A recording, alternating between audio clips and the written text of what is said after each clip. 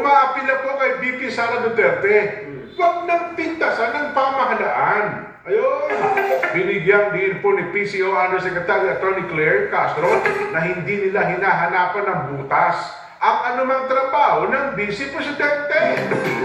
Ibabalita yan, Eden Santos. Then, aminado si Presidential Communications Office Undersecretary Claire Castro na halos magkatulad lang ang trabaho ni Pangulong Ferdinand Marcos Jr. at Vice President Sara Duterte.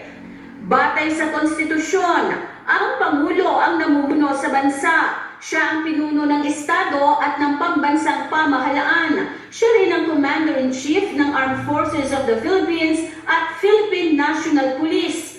Ang Pangulo ay nagsisilbi ng 6 na taong termino. At kung ang Pangulo ay hindi makapaglingkod, ang Vice Presidente ay nagiging Pangulo. Siya rin ay naglilingkod ng 6 na taong termino. Sa paulit-ulit na litanya ni Castro na aksyon, hindi bakasyon, tinanong ni Atty. Ruth Castello na siyang bagong talagang tagapagsalita ng Office of the Vice President kung ano pa ang gustong makita ng Malacanang na ginagawa ni VP Sara. Hindi po natin siya hinahanapan ng anumang trabaho. Pero may pakiusap si Castro kay VP Sara. Huwag na lang po niyang pintasan ang pamahalaan dahil ang Pangulo nagtatrabaho. Huwag niya po sanang para ipangalandakan sa buong mundo na ang Pangulo ay walang direksyon.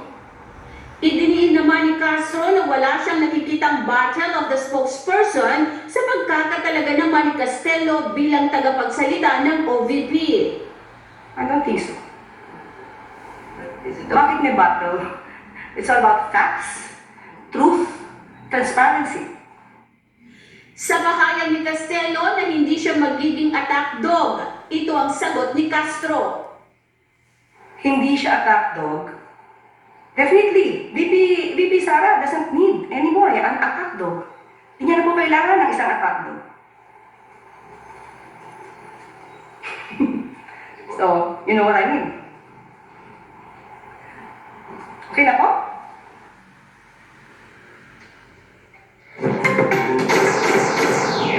Pinahayag naman ni Vice President Sara Duterte na ang pangalan ng mga recipients ng confidential funds noong termino niya bilang Education Secretary ay mga alias na ginagamit